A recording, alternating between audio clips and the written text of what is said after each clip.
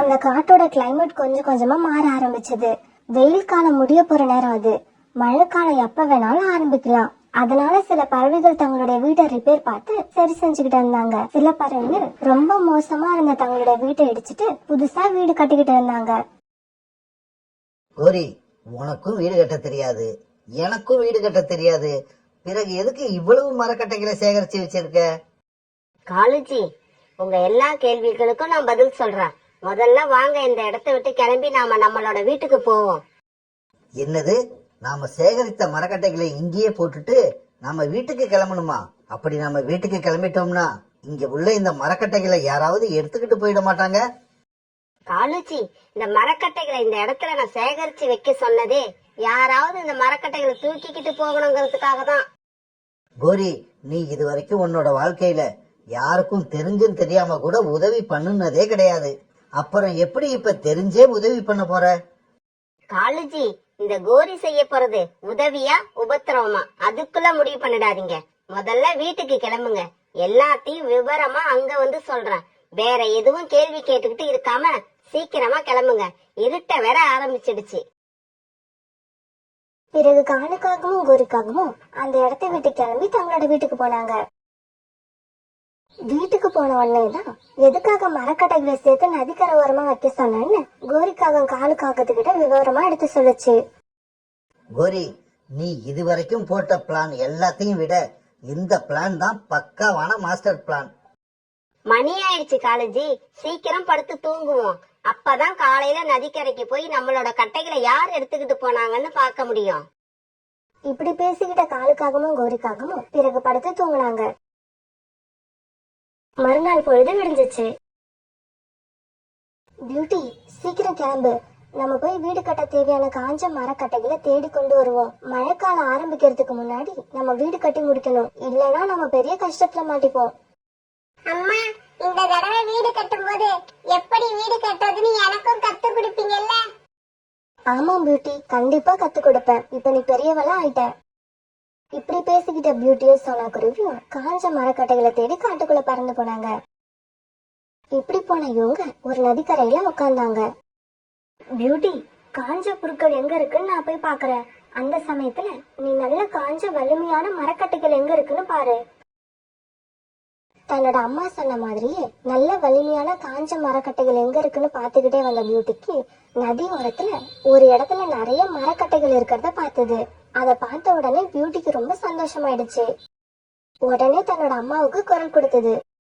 அம்மா அம்மா, இங்க வந்து பாருங்க, நல்ல காஞ்ச வலிமையான மரக்கட்டைகள் இந்த இடத்துல நிறைய இருக்கு. பியூட்டியோட குரலை கேட்ட சோனா குருவியும் பிறகு அந்த இடத்துக்கு பறந்து போச்சு. பியூட்டி, இந்த மரக்கட்டைகள் எல்லாமே ஒரே சைஸா வெட்டி கரெக்டா கட்டி இருக்கு. இத பாக்கும்போது இந்த மரக்கட்டைகளை யாரும் எடுத்துக்கிட்டு போறதுக்காக வெட்டி கட்டி வச்ச மாதிரி தெரியுது. ஆனா எந்த காரணத்தினாலும் தெரியல, இங்கேயே விட்டுட்டு போயிட்டாங்க. எது எப்படியோ கண்டிப்பா இந்த கட்டைகள் அவங்களுக்கு தேவையில்லை. அதனாலதான் இதை இங்கேயே விட்டுட்டு போயிட்டாங்க. ஆனா இந்த கட்டைகள் இப்ப நமக்கு தேவைப்படுறதுனால நம்ம இதை எடுத்துட்டு போவோம். தன்னோட மக பியூட்டி கிட்ட இப்படி சொன்ன சோனா குருவி அந்த மரக்கட்டைகளை எடுத்துட்டு வீடு கடை கிளம்பி போச்சு. இப்படி எடுத்துக்கிட்டு போன மரக்கட்டைகளை வச்சு சோனா குருவியும் அது பொண்ணு பியூட்டியும் வீட்டை கட்ட ஆரம்பிச்சாங்க. பியூட்டி, எப்பவுமே வீடு கட்டுறப்ப 4 மூலையிலும் செங்குத்தா வைக்கிற இடங்களிலும் நல்ல மொத்தமான வலிமையான மரக்கட்டைகளை வைக்கணும். சிறிய மரக்கட்டைகளை படுக்க வாட்டத்திலேயே வச்சுதான் வீடு கட்டணும். அம்மா, அந்த காஞ்ச புல்லை எடுத்துக்கிட்டு வந்தீங்களே, அது எதுக்காக? பியூட்டி, வீட்டை கட்டி முடிச்சிட்டு வீட்டு கூரை மேல இந்த புல்லை விரிச்சு வச்சாதான் வெயிலோட சூடு நமக்கு தெரியாம வீடு எப்பவுமே குளுமையா இருக்கும். இந்த மாதிரி பேசிக்கிட்டே சோனா குருவியும் பியூட்டியும் இப்ப கிட்டத்தட்ட பாதி வீட்டை கட்டி முடிச்சிட்டாங்க. காலையில லேட்டா கண் வச்ச கோரிக்காகவும் அப்பவும் தூங்கிக்கிட்டு இருந்த காலுக்காகத்தான் வேக வேகமா எழுப்புச்சு. காலுஜி, என்ன இவ்வளவு நேரம் தூங்கிக்கிட்டு இருக்கீங்க? அங்க நதிக்கரையில நம்ம போட்டு வச்சிருக்க மரக்கட்டைகளை யார் எடுத்துக்கிட்டு போறாங்கன்னு பாக்கணும். சீக்கிரம் எந்திரிங்க, எந்திரிச்சு வாங்க. கோரியோட இந்த சத்தத்தை கேட்டதும் காலுக்காக வேகமா எந்திரிச்சிச்சு.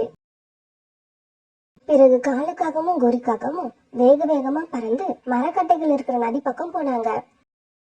இப்படி நதிக்கரைக்கு போன இவங்க தாங்க வச்ச இடத்துல அந்த மரக்கட்டைகள் இல்லைன்னு தெரிஞ்ச உடனே ரொம்ப அதிர்ச்சி ஆனாங்க. ஐயோ காலுஜி, மரக்கட்டைகளை நாம வச்ச இடத்துல காணோம். நம்மளோட பிளான் எல்லாம் சொதப்பல் ஆயிடுச்சு. இப்ப நாம என்ன பண்றது? மரக்கட்டைகளை யார் எடுத்துக்கிட்டு போனாங்கன்னே தெரியலையே. கோரி, கொஞ்ச நேரம் பொறுமையா இரு, பதட்டப்படாத. எப்படி இருந்தாலும் இங்க இருந்து மரக்கட்டைகளை எடுத்துக்கிட்டு போன பறவைகள் இன்னைக்குதான் வீடு கட்ட ஆரம்பிக்கணும். நாம 2 பேரும் காட்ட ஒரு ரவுண்டு வந்தோம்னா யார் யார் வீடு கட்டிக்கிட்டு இருக்காங்கன்னு தெரிஞ்சிடும். பிறகு நம்மளோட கட்டைகளை யார் எடுத்துக்கிட்டு போனான்னு ஈஸியா கண்டுபிடிச்சிடலாம். பிறகு அப்படியே காட்டுக்குள்ள பறந்து வந்த காலுக்காகவும் கோரிக்காகவும் புதுசா கட்டின வீட்டு வாசல்ல உட்கார்ந்து அந்த புறா கிட்ட போனாங்க. புறா, இந்த வீடு கட்ட உனக்கு மரக்கட்டைகள் ஏது? நாங்க நதிக்கரைகளை வெட்டி வச்சிருந்த மரக்கட்டைகளை காணோம். நீ அங்க இருந்து மரக்கட்டைகளை எடுத்துட்டு வந்துதான் இந்த வீட்டை கட்டினியா? கோரி, நான் இந்த வீட்டை கட்டி 2 நாள் ஆகுது. உங்க மரக்கட்டைகளை இன்னைக்கு நான் எடுத்துக்கிட்டு வந்து என்ன பண்ண போறேன்? புறா, நீ எடுத்திருக்க சான்ஸ் இல்ல, அத நானும் ஒத்துக்கிறேன். இருந்தாலும் உனக்கு தெரிஞ்சு வேற யாராவது எடுத்திருப்பாங்கன்னு சொல்ல முடியுமா? எனக்கு தெரிஞ்சு இங்க பக்கத்துல யாரும் எடுக்கிறதுக்கு சான்ஸ் இல்ல. இருந்தாலும் சோனா குருவி இன்னைக்குதான் வீடு கட்ட ஆரம்பிக்குது. மரக்கட்டைகளை சேகரிக்க இன்னைக்கு காலையில தான் காட்டுக்குள்ள போச்சுன்னு நினைக்கிறேன். வேணும்னா சோனா குருவி கிட்ட போய் கேட்டு பாருங்க. புறா இப்படி சொல்ல பிறகு கோரிக்காகவும் காலுக்காகவும் நேரா பறந்து சோனா குருவி கிட்ட வந்தாங்க. காகங்கள் அங்க வந்து சேர்ந்தப்ப சோனா குருவியும் பியூட்டியும் தங்களோட வீட்டை முழுசா கட்டி முடிச்சிருந்தாங்க. கோரி, நம்மளோட மரக்கட்டைகள் இதேதான். இங்கதான் இருக்கு நம்மளோட மரக்கட்டைகள், வேற எங்கேயும் போகல. நாம கஷ்டப்பட்டு வெட்டி வச்ச மரக்கட்டைகள் எல்லாத்தையும் சோனா தான் இங்க எடுத்துக்கிட்டு வந்திருக்கு. நான் வெட்டி வச்ச மரக்கட்டைகளை எனக்கு நல்லா அடையாளம் தெரியும். காலனா, எந்த மரக்கட்டைகளை பத்தி நீங்க இப்ப பேசிக்கிட்டு இருக்கீங்க? சோனா, ஒண்ணுமே தெரியாத மாதிரி நடிக்காத. இந்த வீட்டை கட்டுறதுக்கு உனக்கு மரக்கட்டைகள் ஏது? நதியோரத்துல நாங்க வெட்டி வச்சிருந்த மரக்கட்டையில தானே எடுத்துட்டு வந்த. ஓ, விஷயம் அப்படியா கோரியக்கா? இன்னைக்கு காலையில நானும் பியூட்டியும் மரக்கட்டைகளை சேகரிக்கிறதுக்காக காட்டுக்குள்ள போனோம். அப்ப நதி ஓரத்துல மரக்கட்டைகளை வெட்டி யாரோ கட்டி வச்சிருக்கிறத பார்த்தோம். சரி, யாரோ தேவைப்படாத மரக்கட்டைகளை இங்க விட்டுட்டு போயிட்டாங்கன்னு நினைச்சு நாங்க தான் இந்த மரக்கட்டைகளை எடுத்துட்டு வந்து இந்த வீட்டை கட்டணும். சரி சரி, இப்ப தெரிஞ்சிடுச்சுல்ல அந்த மரக்கட்டைகள் யாருதுன்னு. அப்புறம் ஏன் இன்னும் இங்க நின்னுகிட்டு இருக்கீங்க? அம்மாவும் பொண்ணு இடத்த விட்டு கிளம்புங்க. இந்த வீடு இனிமே எங்களோடது. கோரியக்கா, இந்த மரக்கட்டைகள் உங்களுதா இருந்தாலும் இந்த வீட்டை கட்ட நானும் பியூட்டியும் ரொம்ப கஷ்டப்பட்டு இருக்கோம். அதனால இந்த வீட்டை மட்டும் கேட்காதீங்க. வேணும்னா உங்களுக்கு புது மரக்கட்டைகளை எடுத்துட்டு வந்து தரோம். அதாவது உங்ககிட்ட இருந்து எடுத்த மாதிரி 2 பங்கு மரக்கட்டைகளை தரோம். தயவு செய்து இந்த வீட்டை மட்டும் கேட்காதீங்க. ஏய் சோனா, வீட்டை மட்டும் கொடுக்க முடியாதுன்னு சொன்ன ஓங்கி ஒண்ணு போடுவேன். எங்களோட மரக்கட்டைகளை பயன்படுத்தி கட்டின வீடு எங்களுக்கு தான் சொந்தம். இன்னும் ஒரு நிமிஷம் எங்க அம்மாவும் பொண்ணு இருந்தீங்க, எங்க கிட்ட இருந்து அடி வாங்கிட்டு தான் போவீங்க. பியூட்டி, நாம தான் பெரிய தப்பு பண்ணிட்டோம். அந்த கட்டையை நாம எடுத்துட்டு வந்திருக்கவே கூடாது. அதுவும் இந்த காகங்களோட கட்டைன்னு எனக்கு தெரிஞ்சிருந்தா நான் சத்தியமா எடுத்துக்கிட்டு வந்திருக்கவே மாட்டேன். எது எப்படியோ மரக்கட்டைகளை எடுத்துட்டு வந்துட்டீங்க, வீட்டையும் கட்டிட்டீங்க. இப்ப மரியாதையா இந்த வீட்டை எங்க கிட்ட கொடுத்துட்டு நீங்க புது மரக்கட்டையை எடுத்து வேற இடத்துல போய் வீடு கட்டிக்கிங்க. சோனா குருவிக்கு நல்லாவே தெரியும், இனி நாம என்னதான் பேசினாலும் இந்த காகங்கள் இந்த வீட்டுல நாம இருக்கிறதுக்கு ஒத்துக்கவே ஒத்துக்காதுன்னு. இப்படி யோசிச்ச சோனா குருவி பிறகு தான் பொண்ணு பியூட்டியை கூப்பிட்டுக்கிட்டு அந்த இடத்த விட்டு பறந்து போச்சு. காலுஜி, நமக்கு புது வீடு கிடைச்சிருச்சு, நமக்கு புது வீடு கிடைச்சிருச்சு. காலுஜி, ஒரு நிமிஷம் யோசிச்சு பாத்தீங்களா? உங்களுக்கும் வீடு கட்ட தெரியாது, எனக்கும் வீடு கட்ட தெரியாது. ஆனா இந்த கோரியோட ஐடியாவால இப்ப நமக்கு ஒரு வலிமையான புது வீடு கிடைச்சிடுச்சு. இந்த சோனா குருவியை நினைச்சா எனக்கு சிரிப்பு தான் வருது. இந்த குருவி நம்ம கிட்ட ஏமாறதுக்குன்னே இருக்கு. இப்படி போன சோனா குருவியும் பியூட்டியும் ஒரு ஆத்தங்கரையில போய் உட்கார்ந்தாங்க. அம்மா வாங்க, நாம காட்டுக்குள்ள போய் மரக்கட்டைகளை எடுத்துக்கிட்டு வந்து மறுபடியும் வீடு கட்ட ஆரம்பிப்போம். இல்ல பியூட்டி, இந்த தடவை நாம அந்த காகங்கள் கிட்ட ஏமாறக்கூடாது. இந்த தடவை அந்த காகங்களை தான் நாம ஏமாத்த போறோம். இப்படி பேசின சோனா குருவி பிறகு பியூட்டியை அழைச்சுக்கிட்டு தன்னுடைய அம்மா வீட்டுக்கு போச்சு. இப்படி வீட்டுக்கு போன சோனா குருவி தன்னோட அம்மா கிட்ட நடந்தது எல்லாத்தையும் சொல்லி அழுதுச்சு. சோனா, நீ எதுக்கும் கவலைப்படாத. நீ யாரையும் கெடுக்கணும்னு நினைக்கல.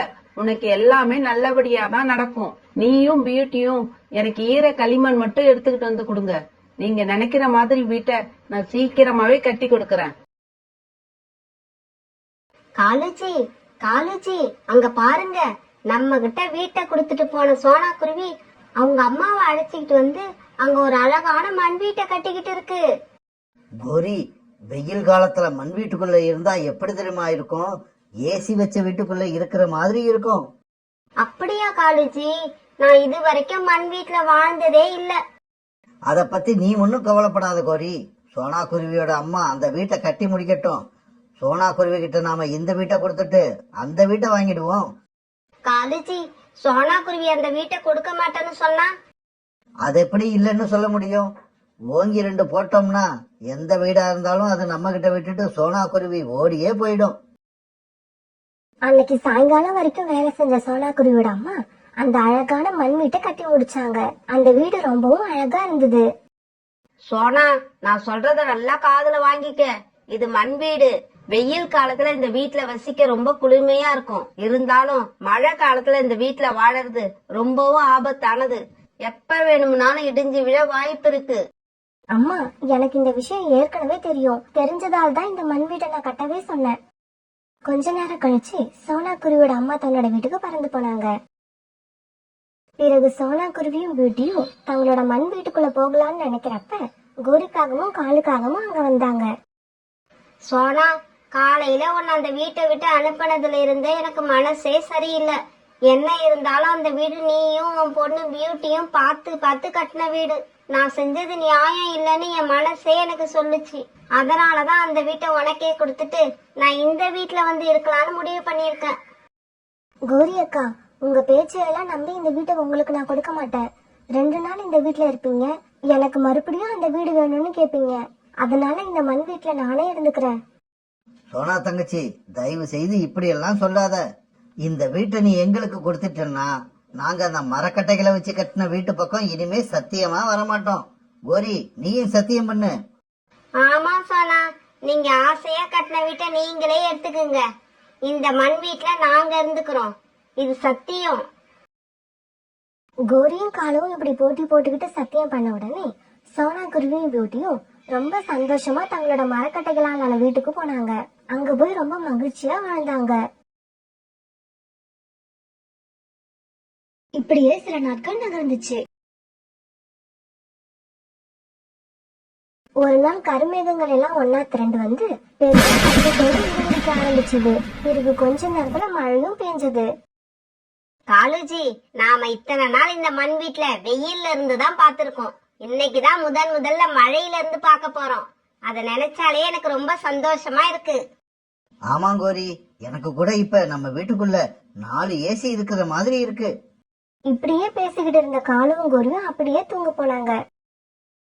ராத்திரி பூரா பெஞ்சுக்கிட்டே இருந்த மழையில பாதி ராத்திரியில அந்த மண் வீடு கொஞ்சம் கொஞ்சமா கரைஞ்சி கடைசியா இடிஞ்சே கீழே விழுந்துடுச்சு.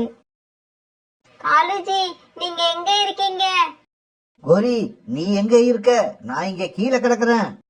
காலுஜி, என்னோட ரெக்கையில உன்னை காணோம். ரத்தம் வேற அதிகமா வருது. எனக்கு 2 ரெக்கைகளும் இருக்கு, ஆனா வால் பகுதியை தான் காணும்.